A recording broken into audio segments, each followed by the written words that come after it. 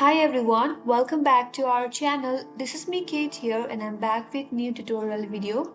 And in today's video, I will be guiding you how to log into Baylor Scott and White employee account. So without any further ado, let's get started with this video. First of all, on your desktop, open up any web browser that you want and on the search URL, type in employee login Baylor Scott and White.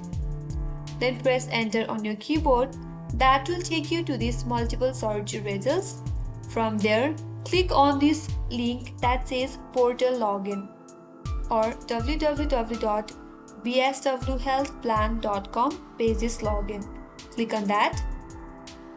Here, first of all, you will land on self-service portal. Now, to switch to your employee portal, on this interface, you will get a menu bar.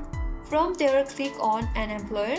Then again scroll down a bit, then click on this button on this interface that says login or create account.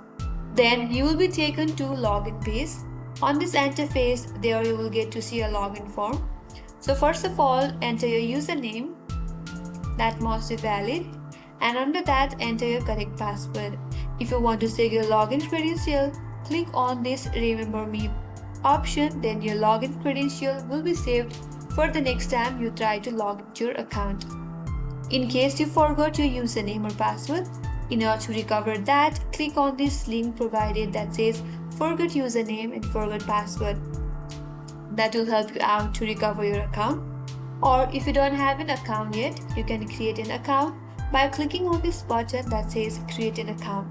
Here, if you are done typing in your username or password, click on this login button and on the next page, you will be logged into your account. So that's how you can log into Baylor Scott and White employee account. I hope this video was helpful. Do not forget to subscribe, like, comment and hit the notification bell icon so that you will get notified the next time we upload more tutorials. Thanks for watching till the end. I will see you on next video.